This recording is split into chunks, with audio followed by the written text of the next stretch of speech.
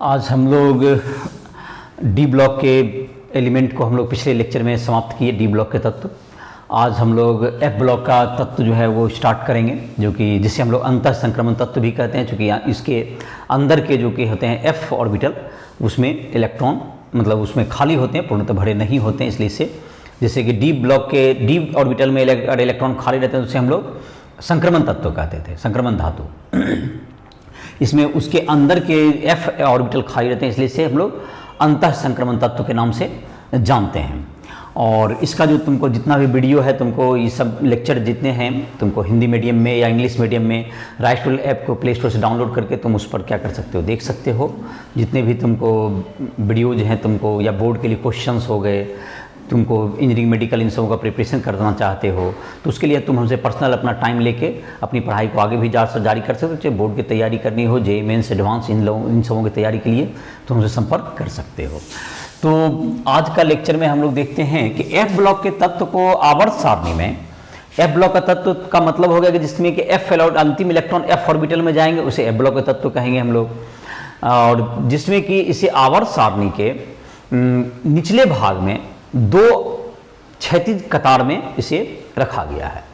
दो क्षैतिज कतार में इसे स्थान दिया गया, जिसमें प्रत्येक में 14-14 तत्व हैं। तो कुल एफ ब्लॉक के 28 तत्व हैं। तो आवर्त सारणी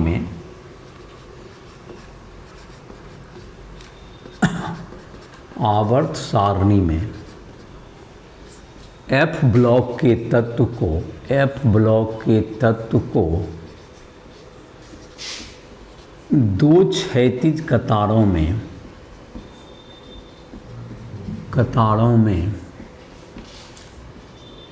आवर्त सारणी के निचले भाग में, निचले भाग में स्थान दिया गया है। निचले भाग में स्थान दिया गया है।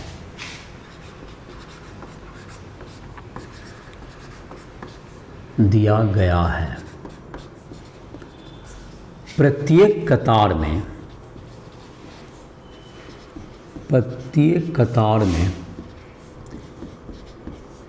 14 तत्व हैं। 14 तत्व हैं।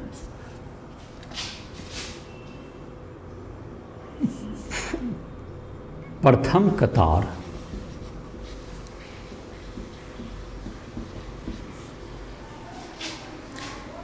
कतार लेंथेनम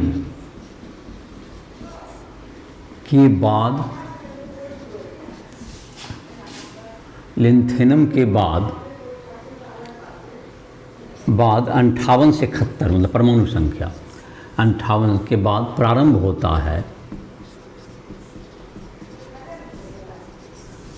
होता है, जिसे लेंथेनाइड कहते हैं।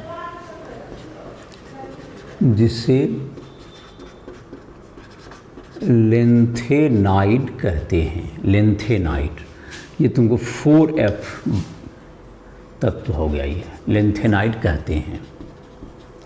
और तुमको दूसरा जो तुमको कतार है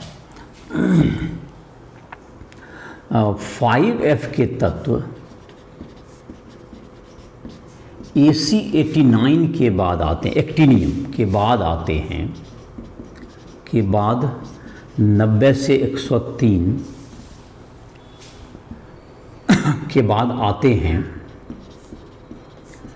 जिसे एक्टिनाइड कहते हैं। जिसे हम लोग एक्टिनाइड कहते हैं। तो इसे दो हम लोग कतार में पढ़ेंगे, लेंथेनाइड और एक्टिनाइड। तो दोनों को हम लोग बारी बारी से अलग अलग पढ़ेंगे।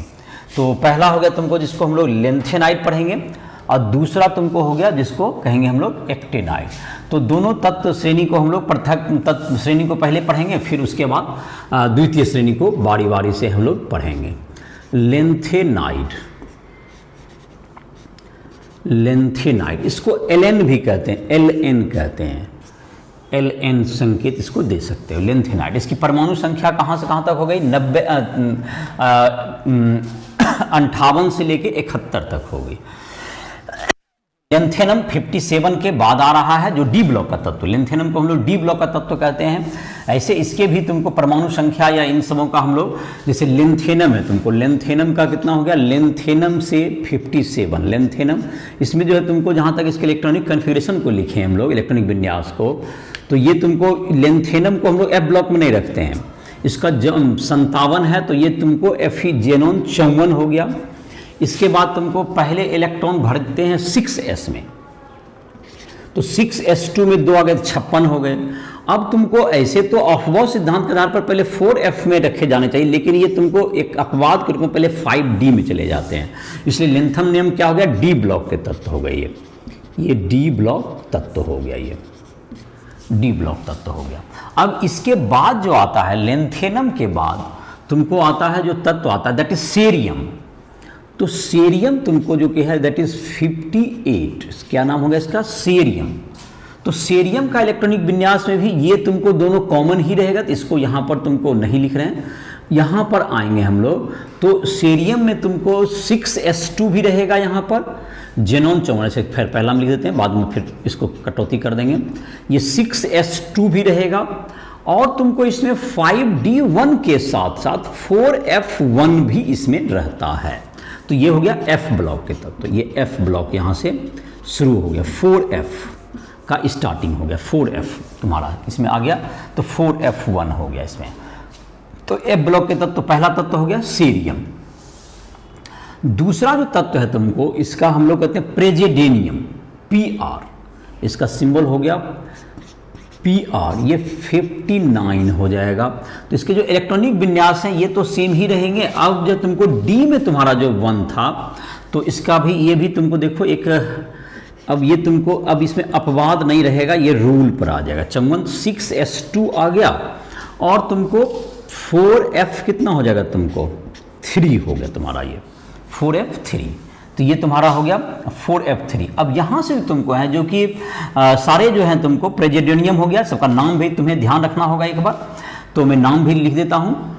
नियोडीनियम, इसका जो अगला तत्व है तुमको, अगला तत्व हो गया नियोडीनियम, जिसका संकेत हो गया Nd, इसका संकेत हो जाएगा तुमको Nd, इसका परमाणु संख्या होगा 60। तो इसमें इलेक्ट्रॉनिक विन्यास में कुछ नहीं, इसमें F में 1 बढ़ाते जाइए, जहाँ पे अपवाद होगा मैं उसको बता दूंगा। ये भी अपवाद नहीं है, ध्यान रहे, ये मैंने लिखा है बट ये अपवाद नहीं है। इसी में अब क्या जाएगा, F में 1 इलेक्ट्रॉन बढ़ाते जाओगे, तो उसको हम कंजेस्टेड नहीं कर रहे हैं। तो नियोडीनियम हो गया ये। नियोडीनियम के बाद तुमको आता है परमेथियम, परमेथियम, परमेथियम तुमको आ गया, परमेथियम, दैट इज, ये आ गया तुमको 61, ये तुमको हो गया 61। इसके बाद तुम्हारा आता है 62 जो तुम्हारा है परमेथियम आ गया। इसके बाद तुम्हारा जो एलिमेंट है 62 दैट इज सिमेरियम, इसका हो गया Sm, Sm हो गया तुमको दैट इज 62, इसकी परमाणु संख्या 62। इसके इलेक्ट्रॉनिक विन्यास वगैरह में कोई F में 1 बढ़ाते जाइएगा, कोई D ऑर्बिटल नहीं आएगा अभी तक। यूरोपियम, यूरोपियम दैट इज सिमेरियम के बाद यूरोपियम दैट इज 63। इसका इलेक्ट्रॉनिक विन्यास लिखते हैं, इसमें F जो है तुमको हाफ फील्ड हो गया है, इसमें कोई इलेक्ट्रॉनिक विन्यास देखिए, इसका 54 हो गया, 56 हो गया, और 4f7 ये कितना हो गया तुमको 63, F हाफ फील्ड, इसी कारण से इसको अलग से लिख दिए। 4f6 होगा इसी में, इसमें 4f5, ये तुम्हारा इस ढंग से बढ़ते जाएगा। तो 4f7 इसमें अर्धभरित हो गया, यूरोपियम, इसका U का नाम हो गया यूरोपियम। अगला तुमको तत्व है गैडोलिनियम, Gd 64। इसमें तुमको ये देखो इलेक्ट्रॉनिक विन्यास में तुमको इसमें जो है तुमको एक अपवाद फिर से आ जाएगा, F में तुमको 7 हो गए, तो ये तुमको अब जो है F में 8 करने के बजाय D में 1 चला जाएगा। ये भी एक्सेप्शन हो गया तुम्हारा, ये अपवाद में आया, ये D में चला जाएगा गैडोलिनियम। ये तुम्हारा हो गया तत्व, तुम्हारा हो गया 64। अब है तुमको टर्बियम दैट इज 65। तो इसमें कहीं कोई दिक्कत है, डी खत्म हो जाएगा, अब डी में नहीं रहेगा, डी में जिसमें रहेगा उसको मैं पॉइंट आउट कर दूंगा। अभी भी एफ में तुमको क्या जाएगा, एक बढ़ जाएगा ऑटोमेटिक, टर्बियम हो गया। अब तुमको जो तत्व आता है टर्बियम, तुमको आ गया डिस्प्रेसियम, डिस्प्रे dy दैट इज 66 आ गया तुमको ये। अब है तुमको होलियम 67, होलियम 67, होलियम के बाद तुमको आ गया 68 जो तुम्हारा है अर्बियम, अर्बियम 68 आ गया तुमको अर्बियम। अब तुमको आता है that is 69 that is thulium, ये तुमको हो गया अर्बियम दैट इज क्या हो गया तुमको 68 हो गया तुम्हारा ये। 65 हो गया तुमको टर्बियम, 66 हो गया डेस्प्रेनियम, डिस्पोर्शियम 66, और तुम्हारा 66 हो गया तुमको होलियम, 67 हो गया तुम्हारा होलियम, HO हो गया तुम्हारा होलियम। और होलियम के बाद तुम्हारा आ जाएगा अगला जो एलिमेंट है तुम्हारा होलियम तुम्हारा आ गया, इसको जो है नीचे ऊपर लिख देते हैं इसको अब जो है फ्रेम से हो सकता है बाहर चला जाए, तो यहाँ से टर्बियम से हम जो है ऊपर लिख दे रहे हैं, टर्बियम से इसको ऊपर लिखते हैं, नीचे जगह अब नहीं हो पाएगा। तो तुम्हारा था अब टर्बियम आ गया, देखो टर्बियम तुमको आ गया दैट इज 65 TB। उसके बाद तुमको आ गया 66 DY, 66 DY डिस्प्रेशियम। अब तुमको है 67 that is holmium, 67 that is holmium. अब है तुमको अर्बियम, अर्बियम तुम्हारा हो गया 68 और तुमको एक तुम्हारा जो है thulium 69 TM, thulium that is 69। अटर्बियम 70 और तुमको लिटिटियम 71, लिटिटियम 71। इसमें देखो फिर D1 आ गया, तो इसका इलेक्ट्रॉनिक विन्यास लिख देते हैं Xe54 6s2 4f14 और 5d1, इसमें इलेक्ट्रॉनिक विन्यास में D में 1 आ जाएगा। तो जहां जहां इलेक्ट्रॉनिक विन्यास नहीं लिखे हैं वो तुमको रूल पर ही रहेगा, और कुछ जगह पे तो रूल पर भी लिख दिए जैसे कि हाफ फील्ड दिखा दिए हैं, और इसमें भी F14 आ गया है तुमको। YB में तुमको इटरबियम जो है उसमें भी क्या आ गया तुमको, इटरबियम में 4f14 आ चुका है, इटरबियम में भी तुमको 4f14 हो जाएगा, मतलब कि Xe54 6s2 4f14 इटरबियम 70 में YB इटरबियम का हो गया। तो जो तत्व के नाम हैं तुम उसको ध्यान रख सकते हो, एक बार मैं फिर से रिपीट कर दे रहा हूं, एक बार तो मैंने भी लिखा, तुमने ध्यान दिया होगा। तो पहला जो तत्व हो गया तुम्हारा जो F ब्लॉक का, जहां से 4f श्रेणी जहां से शुरू हो रहा है that is cerium, praseodymium, neodymium, neodymium के बाद तुमको आ गया परमेथियम, प्रोमेथियम PRO, प्रोमेथियम भी कह सकते हो, प्रोमेथियम। प्रोमेथियम के बाद आ गया तुमको शिमेरियम, यूरोपियम जिसमें कि F7 आ जाता है तुम्हारा, गैडोलिनियम जिसमें कि F5D1 भी रहेगा, दैट इज वो एक अपवाद में आ गया तुमको। उसके बाद जो है तुमको यहाँ तक लिखे, फिर ऊपर स्टार्ट किए हैं दैट इज वहाँ से देखो अब टर्बियम, टर्बियम के बाद तुम्हारा आ गया डिस्प्रोसियम, डिस्प्रोसियम DY। उसके बाद तुम्हारा आ गया दैट इज डिस्प्रोसियम तुमको दैट इज 66 था। उसके बाद तुम्हारा आ गया होलियम 67, 68 अर्बियम, 69 तुम्हारा आ गया जो कि तुम्हारा है 69 जो तुम्हारा एलिमेंट हुआ दैट इज 69 तुम्हारा हो गया थूलियम।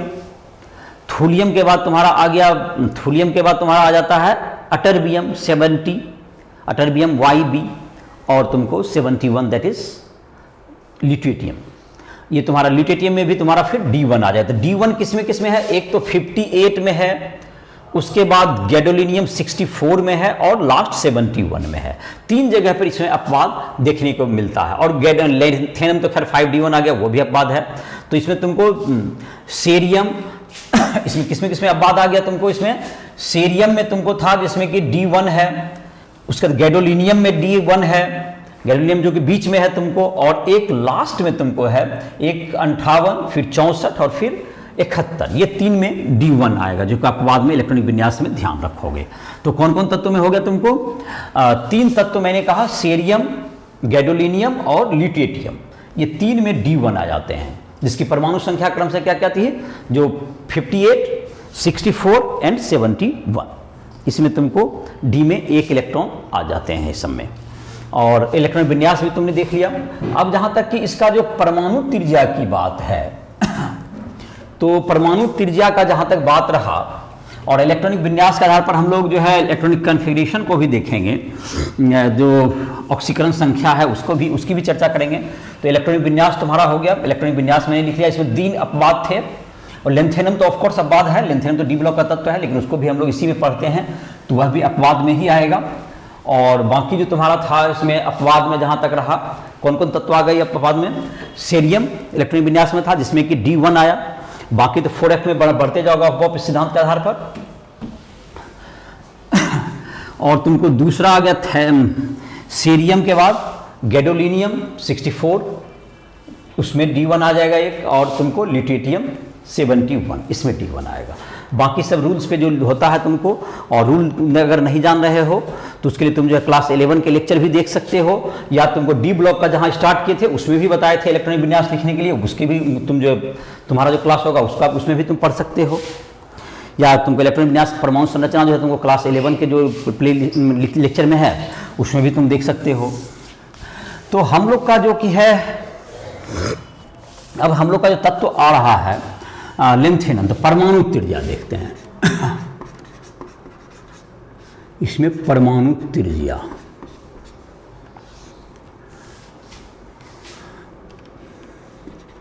आवर्त में लेंथेनाइड्स में कह सकते हो, लेंथेनाइड्स में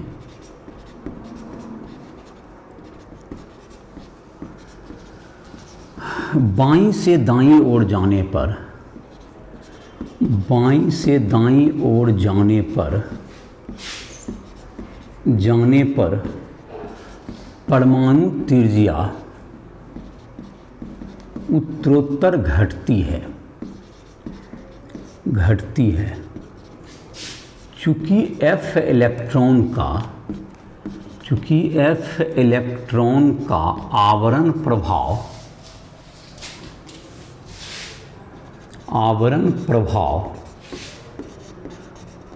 शिल्डिंग इफेक्ट इसको कहते हैं, कम होने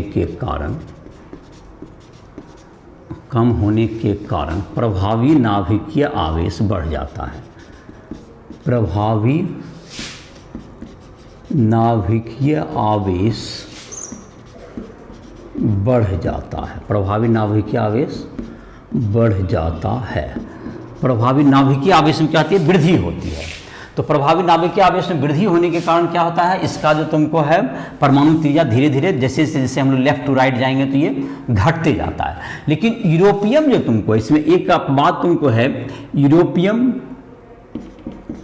EU दैट इज 63 में 4f7 माने F के अर्धभरित 4f7 इसका इलेक्ट्रॉनिक विन्यास में है, अर्धभरित F ऑर्बिटल के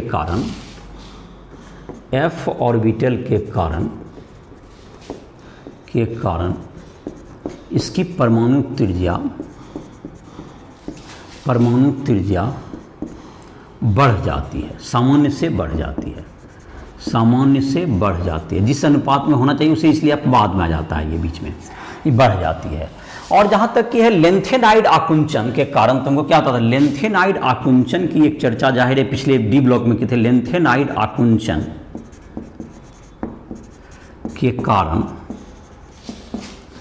4D एवं 5D के तत्व 4D में 5D के संगत तत्व की परमाणु त्रिज्या संगत तत्व की परमाणु त्रिज्या समान हो जाती है। परमाणु त्रिज्या समान हो जाती है, लगभग समान हो जाता है, जिसमें लेंथेनाइड के कारण यहाँ भी आकुंचन होता था। जैसे कि उदाहरण था तुमको जर्कोनियम एवं हैफनियम की त्रिज्या समान है, त्रिज्या समान है। याद होगा इसको, ये भी तुमको बताया भी गया था।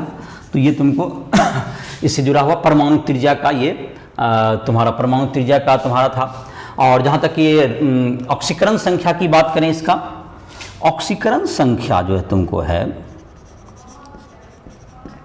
ऑक्सीकरण संख्या लेंथेनाइड्स की सामान्य ऑक्सीकरण संख्या +3 होती है। ये +3 होती है। मैं सभी तत्व लगभग +3 ऑक्सीकरण संख्या प्रदर्शित करते हैं, ये सामान्य है। लेकिन सीरियम तुमको है, सीरियम जैसे कि कितना है 58 है, तो ये 54 बना चाहे तो सीरियम +4 ऑक्सीकरण अवस्था में, सीरियम Ce +4 ऑक्सीकरण अवस्था में भी अस्थायी यौगिक देता है, अस्थायी होता है। ये तुमको +4 ऑक्सीकरण अवस्था में अस्थायी होता है। तो ये तुमको Ce जो है तुमको प्लस, लेकिन ये +4 से इसके +3 जाने की टेंडेंसी रहती है। इसलिए सीरियम एक अच्छा, ये जबकि घटेगा तो ये, इसलिए सीरियम अच्छा, अब ये घट रहा है तो ऑक्सीकारक है। सीरियम ऑक्सीकारक है, घट रहा है, दूसरे को क्या करेगा, ऑक्सीकृत करेगा ये। तो +4 से इसका +3 में जाने की संभावना रहती है। अब देखो यूरोपियम का जहाँ तक इलेक्ट्रॉनिक विन्यास देखोगे, इलेक्ट्रॉनिक विन्यास उसमें है तुमको, यूरोपियम में तुमको 63 है, तो यूरोपियम में तुमको 4F7 है, तो उसका जो EU2+ होता है वो अस्थायी होता है। EU2+ में भी पाया जाएगा, यूरोपियम EU2+ में बनाया जाएगा, 6S2 निकल जाएगा, तो इसमें भी पाता है। और लेकिन इसकी भी टेंडेंसी होती है EU3+ जाने की, तो ये बढ़ना चाहेगा तो क्या होगा, ये अवकारक होगा, ये अवकारक होगा। कुछ यही टेंडेंसी YB की होती है। YB भी जो है तुमको ये 2+ में भी रहेगा, क्योंकि 4F14 हो जाता है इसका, YB का 4F14 है, तो ये, लेकिन इसकी भी टेंडेंसी YB 3+ में जाने पे, तो ये भी एक अवकारक होता है तुमको। और इसके अलावा जहाँ तक कि देखें, ल्यूटेटियम वगैरह Lu3+ में पाया जाएगा। ल्यूटेटियम वगैरह में तुमको 4+ टेंडेंसी नहीं रहेगा। तो ये तुमको, ये सब तुमको जो है इसकी ऑक्सीकरण संख्या से संबंधित जानकारी हुई। ऑक्सीकरण संख्या तुमको क्या हो गया, ये जैसे जैसे हम लोग, अब क्या होगा तुमको इसके इस वर्ग के जो तुमको है अधिकांश तत्व +3 ऑक्सीकरण अवस्था में बताते हैं। इसके अलावा सीरियम का जैसे मैंने कहा कि +4 में भी अस्थायी यौगिक बनाता है, लेकिन +3 जाने की उसकी भी टेंडेंसी रहती है। यूरोपियम +2 में भी बनाता है, लेकिन F उससे क्या जाता है तुमको अर्धभरित F ऑर्बिटल बचता है 4F7, लेकिन उसके बावजूद भी वो क्या कहते हैं +3 में जाने की टेंडेंसी रखता है। इसी प्रकार से ईटरबियम, यह भी +2 में अस्थायी है, 4F14 होता है, लेकिन फिर भी ये 3+ जाने की टेंडेंसी रखता है, इसलिए यह भी एक अच्छा अवकारक है। तो ये तुमको हो गया ऑक्सीकरण संख्या की कुछ बातें हो गई। अब है तुमको जहाँ तक इसके सामान्य गुण में आए, लेंथेनाइड के सामान्य गुण में आए। लेंथेनाइड जो होते हैं, लेंथेनाइड तुमको चांदी के रंग का एक क्रियाशील धातु होता है, और इसकी क्रियाशीलता तुमको, इसकी क्रियाशीलता की तुलना जो कैल्शियम और एल्यूमिनियम से की जा सकती है। जो लेंथेनाइड के शुरुआत के जो तत्व हैं उसके जो कि आयनन विभव हैं वो तुमको कैल्शियम के आयनन विभव के लगभग इक्विवेलेंट होते हैं, और बाद के तत्व जो है एल्यूमिनियम की तरह व्यवहार करते हैं। तो दूसरे शब्द में ये कहें कि ये क्रियाशील धातु के तरह कार्य करते हैं। सारे काफ़ी रासायनिक रूप से क्रियाशील धातु हैं। सारे जो तुमको होते हैं ये रासायनिक रूप से क्रियाशील धातु हैं। सिमेरियम जो तुमको है, सिमेरियम स्टील की तरह होता है, जो कि धातु का सुचालक भी होता है, जो कि तुमको इलेक्ट्रॉन इसमें प्रवाह करते हैं, विद्युत का सुचालक भी होता है सिमेरियम, और ये स्टील की तरह मजबूत होता है। और इसमें जाहिर है कि चुंबकीय गुण भी पाया जाता है, जिसमें कि तुमको 4F14 है या 4F0 है, वह क्या होते हैं प्रतिचुंबकीय की तरह व्यवहार करते हैं, ये वह तुमको प्रतिचुंबकीय होंगे, डायमैग्नेटिक। और नहीं तो तुमको बाकी जिसमें की है तुमको अनुचुंबकीय होता है, जिसमें नियोडीनियम का अनुचुंबकत्व सबसे अधिक होता है। नियोडीनियम का सबसे अनुचुंबकत्व क्या होगा, सबसे अधिक होता है। और बाकी जो तुमको कहे कि सभी तत्व क्या करते हैं, जिसमें कि 4f में तुमको अयुग्मित इलेक्ट्रॉन पाए जाएंगे, वो सारे तुमको क्या होंगे, रंगीन यौगिक भी बनाएंगे और अनुचुंबकीय गुण भी वो प्रदर्शित करते हैं। ये भी रंगीन यौगिक बनाते हैं, चूंकि 4f एक से मतलब कहते हैं 4f से 4f में इलेक्ट्रॉन के ट्रांसफर होने से जो ऊर्जा होती है वह दृश्य स्पेक्ट्रम से आ सकता है, और इसलिए इसके यौगिक रंगीन भी होते हैं। और केमिकली तो ये काफ़ी रिएक्टिव है, सभी धातु जैसे कि धातु जैसे hydrogen, oxygen, nitrogen, carbon, halogen, जल से प्रतिक्रिया, हेलोजन से प्रतिक्रिया ये करते हैं। तो ये सब इसके रासायनिक और भौतिक गुण हो गए। और इसके गलनांक जो तुमको होते हैं 1000 से लेकर लगभग 1200 केल्विन तक होता है, लेकिन सिमेरियम का 1623 केल्विन है, जो कि तुमको थोड़ा अधिक है। तो ये तुम्हारा हो गया जो रासायनिक ये गुण मैंने जो कहा लेंथेनाइड्स के गुण। तो मैं इसमें से कुछ गुण को लिख देता हूं, मैंने अभी जितना बताया सुना होगा। लेंथेनाइड्स के गुण,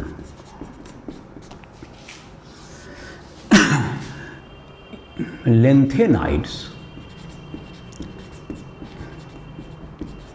चांदी की तरह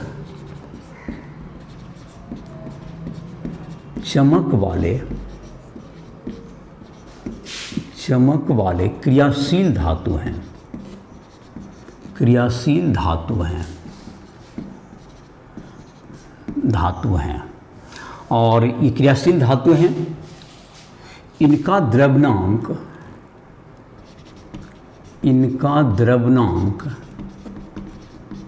1000 केल्विन से 1200 केल्विन के बीच होता है, 1200 केल्विन के बीच होता है। सिमेरियम Sm का द्रव्यनांक 1623 केल्विन है। Sm स्टील की तरह मजबूत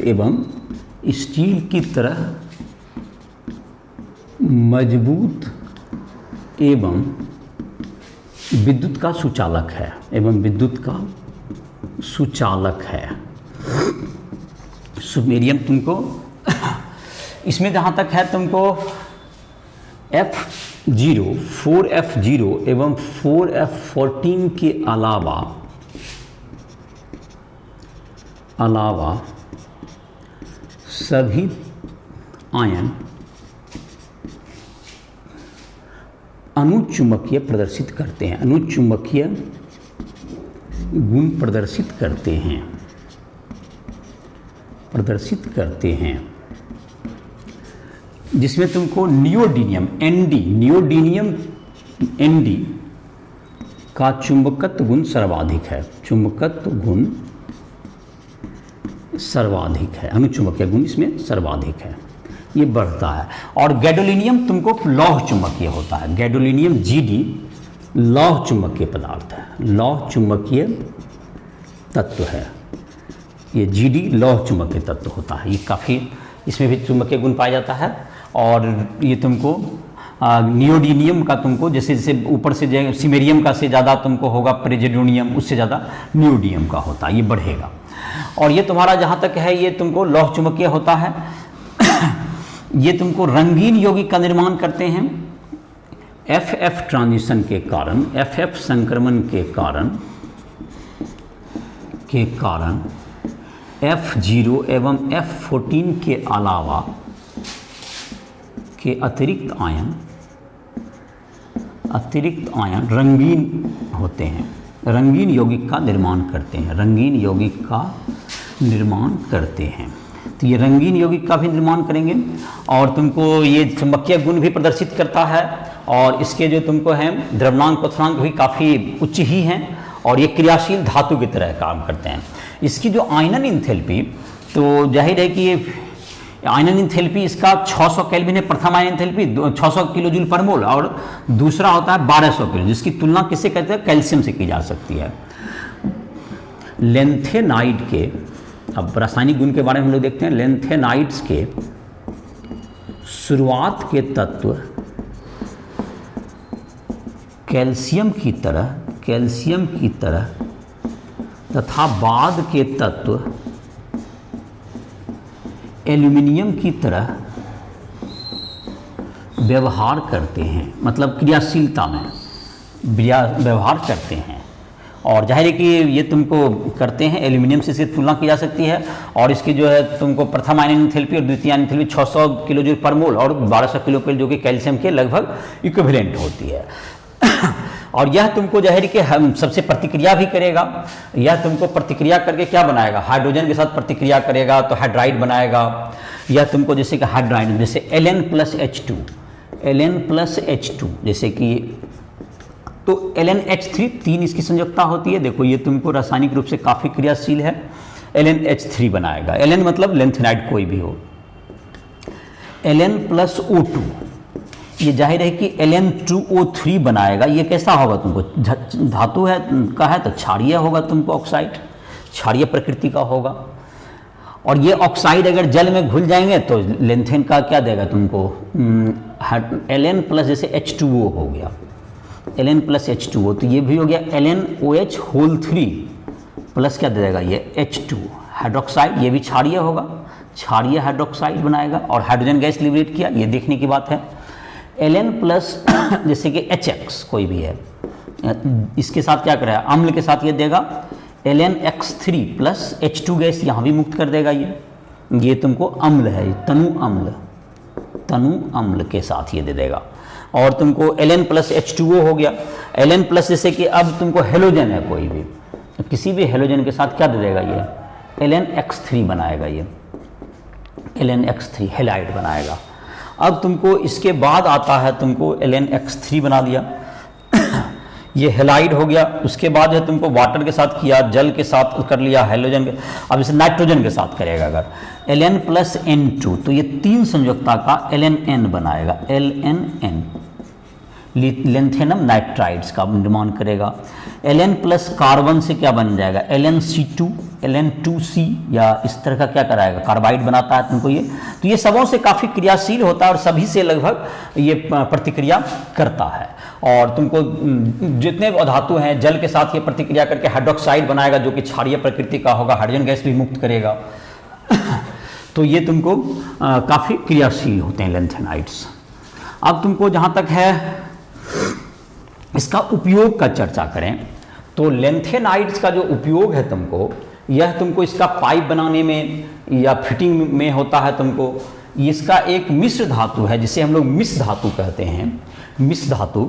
यह तुमको जिसमें कि लोहा और क्या कहते हैं कुछ राख वगैरह को मिलाने से बनाया जाता है।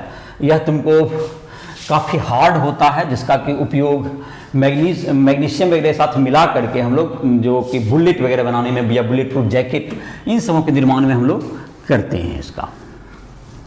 और इसके अलावा इसके जो ऑक्साइड्स होते हैं उसका उपयोग तुमको जो टेलीविज़न का जो स्क्रीन है उसके बनाने में, जहाँ पर कि फॉस्फोरेंस होता है, जहाँ पर चमक उत्पन्न होती है, उसमें भी किया जाता है इसके ऑक्साइड का उपयोग। तो ये तुमको इसका उपयोग लिख लेते हैं, लेंथेनाइड्स के उपयोग, लेंथेनाइड्स के उपयोग लिख लेते हैं। उपयोग Fe एवं S के साथ यह मिश्र धातु बनाता है, मिश्र धातु बनाता है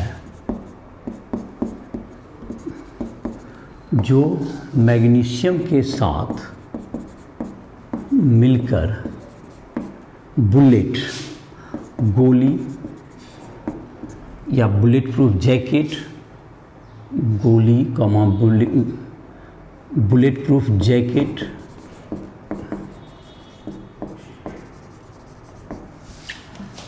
बनाने में काम आता है, बनाने में काम आता है। दूसरा, यह पाइप एवं फिटिंग में काम आता है, यह पाइप एवं फिटिंग के काम आता है। तो इसमें भी मिश्र धातु का काम होता है। तीसरा कह सकते हो यह टेलीविज़न के मतलब इसके ऑक्साइड लेंथेनाइड्स के ऑक्साइड टेलीविज़न स्क्रीन बनाने में काम आते हैं। टेलीविज़न स्क्रीन पर प्रतिदीप्ति उत्पन्न करने में काम आते हैं, प्रतिदीप्ति उत्पन्न करते हैं, प्रतिदीप्ति उत्पन्न करते हैं। ये तुमको हो गया इसके उपयोग हो गए। अब तुमको जहाँ तक कि रहा मिश्र धातु का, अब तुमको लेंथेनाइड्स का हो गया। अब इसके बाद है एक्टिनाइड्स। तो एक्टिनाइड्स की भी चर्चा कर देते हैं। इसके भी गुण तो ज़्यादा, इसका जो तत्व है तुमको एक्टिनाइड्स का 90 से लेके 103 के बीच में है। उसका इलेक्ट्रॉनिक विन्यास है, उसका तुमको गुण है, इन सबों की चर्चा इसी लेक्चर में कर दे रहे हैं। एक्टिनाइड्स का एक्टिनाइड्स जो तुमको है यह तुमको 5F श्रेणी इसको कहा जा सकता है, जो एक्टिनियम के बाद आता है। तो एक्टिनाइड्स जो हो गए तुमको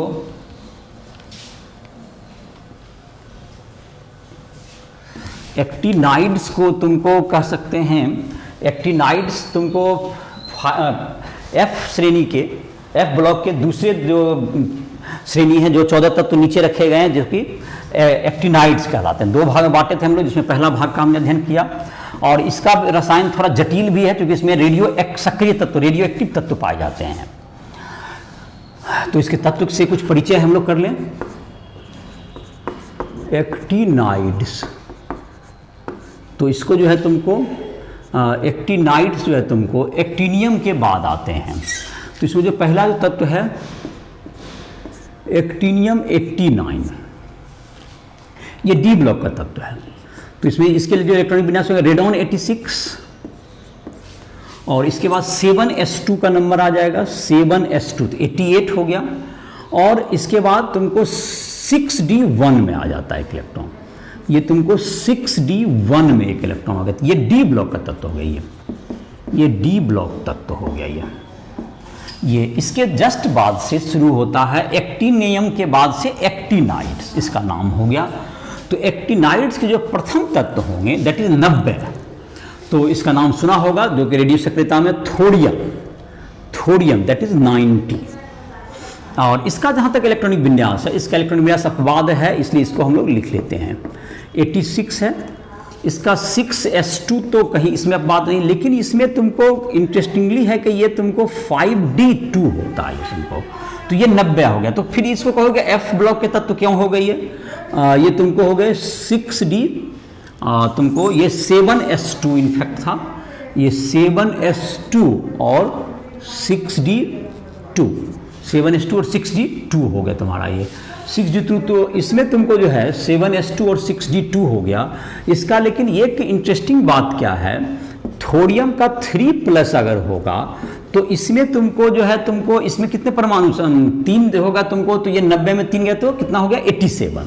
तो देखो, तो इसका जो इलेक्ट्रॉनिक विन्यास होगा रेडॉन 86 और 4f1, इसलिए इसको F ब्लॉक में रखा गया है। इसको F ब्लॉक का इससे प्रथम तत्व कंसीडर किया जाता है थोरियम को। थोरियम का इलेक्ट्रॉनिक विन्यास में तुमको जो जहाँ जहाँ कम इलेक्ट्रॉनिक विन्यास में अपवाद है उसको मैं लिख रहा हूँ। थोरियम है तुमको, तो पहला तत्व तुम्हें थोरियम ही कहलाया। उसके बाद तुम्हारा 90 होता है, जिसको हम लोग प्रोटेक्टिनियम कहते हैं, Pe प्रोटेक्टिनियम 91। और इसमें भी तुमको D1 आएगा, इसमें D1 रहेगा और F1 भी रहेगा। तो इसका मतलब हो गया रेडॉन 86 तो रहेगा ही रहेगा, 7s2 भी रहेगा, 88 हो गया। अब 91 जाना है, तो 91 जाना है तो तुमको D1 तुमको रहेगा, 6d1 रहेगा और 5f2 रहेगा तुमको, इसमें 5f2 रहेगा। तो हो गया तुमको 88 और 1, 89 और 2। अब है तुमको Pa, अब है तुमको 90, थोरियम हो गया, प्रोटेक्टिनियम हो गया ये 91, उसके बाद uranium that is 92, uranium 92, radon 86, radon 86, uranium का क्या हो जाएगा, यूरेनियम का इसके बाद आ जाएगा तुमको, यूरेनियम के बाद तुमको यूरेनियम में क्या आ जाएगा 7s2 तो रहेगा ही, और तुमको अभी भी इसमें D1 बरकरार रहेगा, 6D1 रहेगा इसमें भी, और तुमको 5F में तुमको क्या हो जाएगा तुम्हारा, इसमें 2 था तो इसमें 3 बढ़ जाएंगे, इसमें बढ़ते जाएंगे। यूरेनियम हो गया 92, यूरेनियम के बाद तुमको आता है नेपच्यूनियम 93, 93, ये तुमको नेपच्यूनियम 93, नेपच्यूनियम, ये सब यूरेनस, नेपच्यूनियम, प्लूटो, ये तीन उसी के तत्व से नाम से हैं। तो यहाँ तक तुमको ये अपवाद है, तो जिसमें हमको लिख रहे हैं रेडॉन तुमको 86 लिखना था, 7s2 लिखना था, यहाँ पर भी 6d1 रहेगा, तो 88, 89 हो गया, और तुमको 93, 5f4 हो जाएगा तुमको। अब तुमको प्लूटोनियम से नहीं लिखेंगे, अभी प्लूटोनियम में तुमको कोई अपवाद नहीं है, इसलिए यहाँ पर अभी अब नहीं लिखेंगे इलेक्ट्रॉनिक कन्फिगरेशन, तुमको सब में अब डी हट जाएगा तुम्हारा। यहाँ से क्या आ जाएगा, प्लूटोनियम जो 94 है, इसमें से अब डी नहीं रहेगा, ये डी गायब हो जाएगा। तो डी पहला गायब हो रहा है, तो मैं इसके लिख देता हूँ, रेडॉन 86, 7s2 अब डी नहीं रहेगा, बल्कि 4f में होगा, तो 88 और 4f6 हो जाएगा। तो ये तुमको हो गया 4f6, तो 94 हो गया, तुमको 88 + 6, 4f6 हो गया। अगला तत्व में 4f7 हो जाएगा, जो कि हाफ फील्ड होगा, जो तुम्हारा है प्लूटोनियम के बाद आता है अमेरिशियम 95, अमेरिशियम 95, ये तुमको हो गया अमेरिशियम। रेडॉन तो 86 है ही, ये हाफ फील्ड है, इसको भी लिख दे रहे हैं, 6s2 रहेगा, और 5d अब नहीं है, 4f7, तो 95, 88 + 7 95 हो गया अमेरिशियम। अमेरिशियम के बाद तुमको आता है curium, that is Cm, madam Curie के नाम पर, तो दैट इज 96, जो रेडियो एक्टिविटी रेडियम के खोज करता है, डिस्कवरर के नाम पर तुमको क्यूरियम Cm। और इसका इलेक्ट्रॉनिक विन्यास में तुमको क्या हो जाएगा, क्यूरियम में तुमको 96 में जाहिर है कि एक D1 आ जाएगा फिर से, तो इसमें तुम्हारा आ जाएगा Rn 86, और तुमको 7s2 आ जाएगा, और 6d1 आ जाएगा, 5f7 रहेगा, इसमें एक ये फिर एक्सेप्शन आ गया, और एक अब लास्ट में एक्सेप्शन आएगा, बाकी सब में रूल्स पर ही जाएंगे। तो अब इलेक्ट्रॉनिक कन्फिगरेशन नहीं भी लिखा जा सकता है। तो ये हो गया तुम्हारा क्यूरियम का हो गया। क्यूरियम तुमको इसी के पहले जैसे गैडोलिनियम में 32 प्लस कर दिए तो 64 था, उसमें भी एक्सेप्शन था, इसमें भी देखो D1 आ गया था, उसमें 5D1 आया, इसमें 6D1 आया। इसके बाद जो तुम्हारा है क्यूरियम के बाद, इसके बाद आता है बर्केलियम BK 97। अब इलेक्ट्रॉनिक ऑफ प्रिंसिपल के आधार पर इसमें लिख दोगे तो इसका इलेक्ट्रॉनिक कन्फिगरेशन नहीं लिखना, इसमें कहीं कोई दिक्कत, 4F में बढ़ाते जाइए, इसमें कोई एक्सेप्शन नहीं है।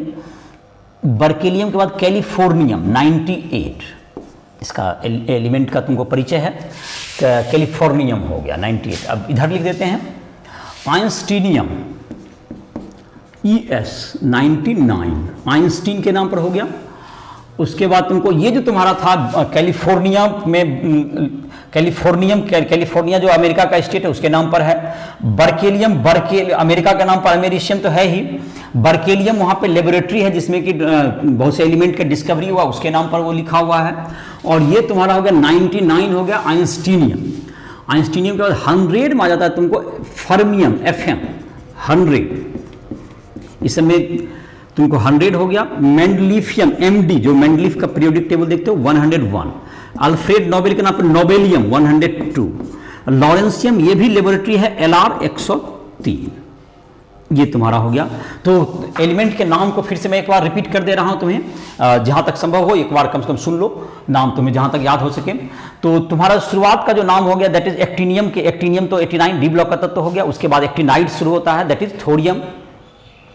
थोरियम के बाद तुम्हारा क्या आ गया, थोरियम के बाद प्रोटेक्टिनियम दैट इज Pa। उसके बाद तुम्हारा हो गया अब यूरेनियम, नेपच्यूनियम, प्लूटोनियम, ये यूरेनस, नेपच्यून और प्लूटो के नाम पर।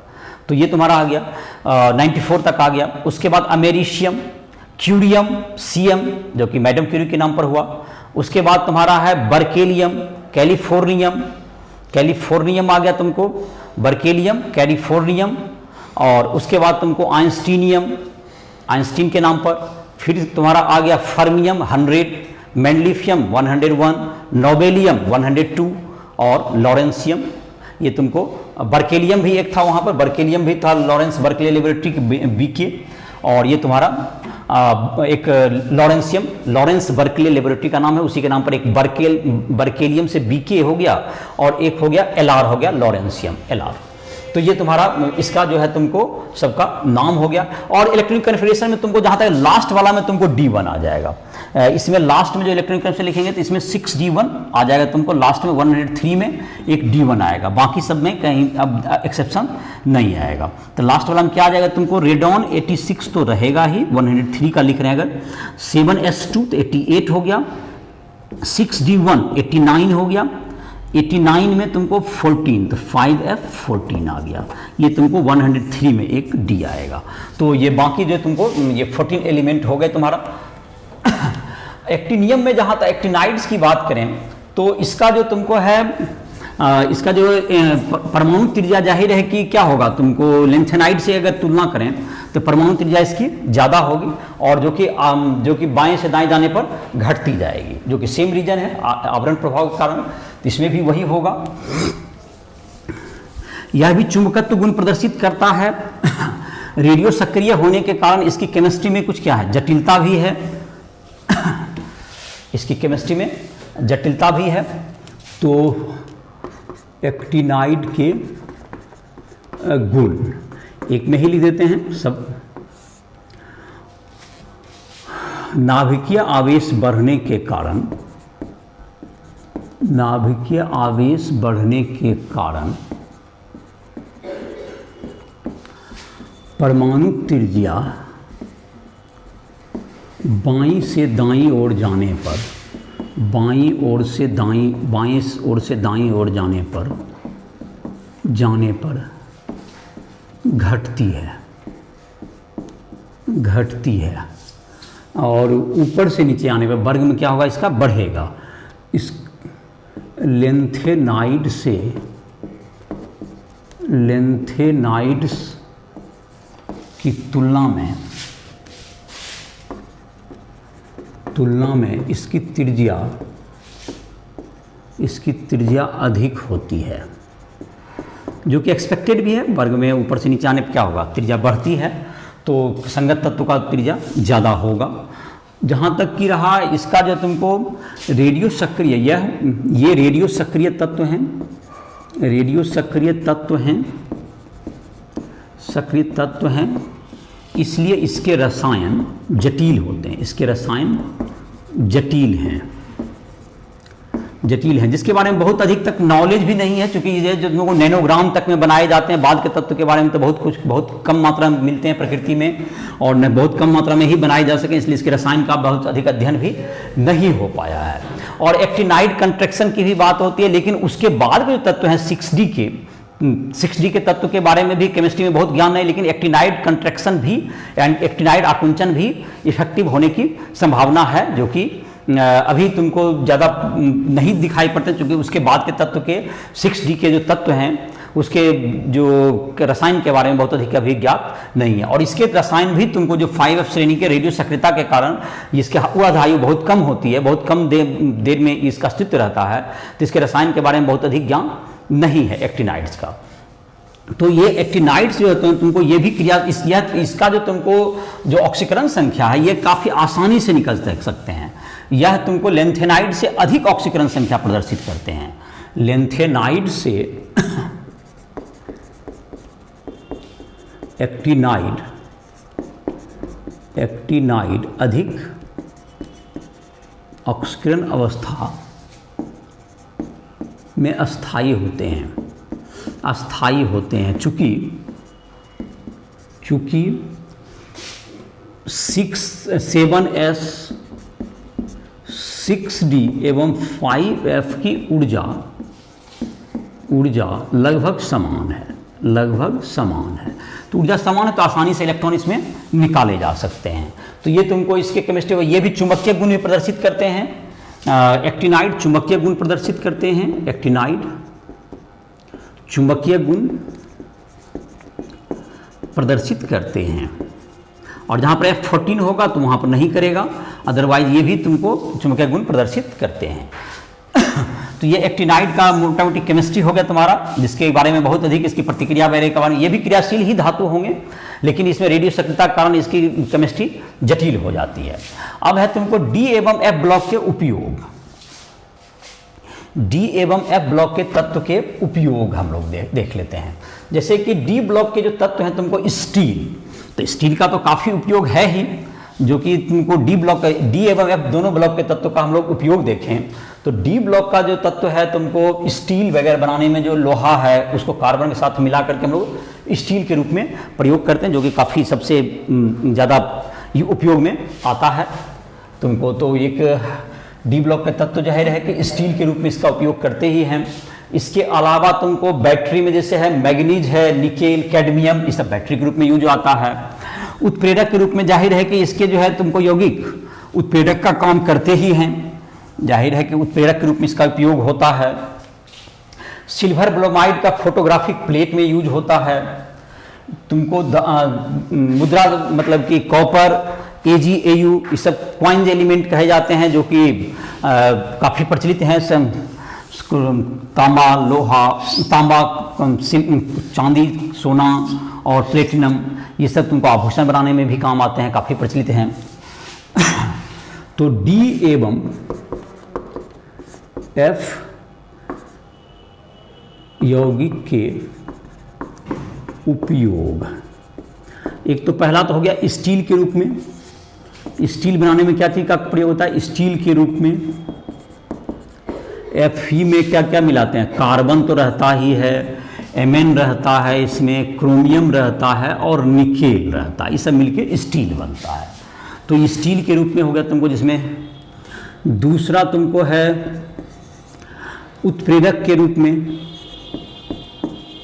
उत्प्रेरक के रूप में जैसे देखो तुमको SO2 संपर्क विधि में SO2 प्लस O2 से में V2O5 से क्या बनाते हैं? SO3, और इसमें वाटर डाल के H2SO4 बना सकते हैं।